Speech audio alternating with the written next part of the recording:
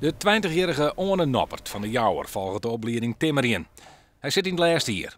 Maas betiert ballen smarren en dan los op de bouw. Dat is wat er het liefst wil. Maar nu rieden we met hem naar de werkplaats van Squalle. Uit Neet, omdat 11 januari de aannemer dat er wie op dit stuit geen werk meer voor hem had. In principe koek je eerst nog toetsen doen. Die heb ik die praktijktoetsen. Nou, die heb ik al gehouden om. Ik koek in praktijktoetsen met doen. En nu ben ik gewoon met vrije opdracht bezig. Maar nou, in dit geval in dit dakwerk. Het goed wijzen seizoen ze nog wel een keer op de bouw wijzen. Het is wel de winterperiode, dus normaliter hebben we om deze tijd al wat jongens hier. Maar nog met de recessie dan is het wel extreem zo wat jongens die hier binnen. Dus de jongens zitten op squallen en hebben er wel eens over. Nou ja, ik wil terug, ik weet wat ik wil worden, maar ben jongens die zitten van nou ja, het is een crisis erin, het volle meer aan, we zitten aan de andere kant. Dit wordt het wel extreem lang.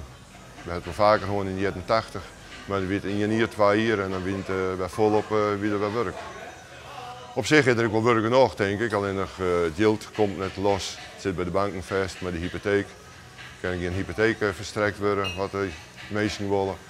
En daar zit het hoofdzakelijk op vast, denk ik. We hebben zelf ook een bouwbedrijf gehad, helaas is dat ik failliet.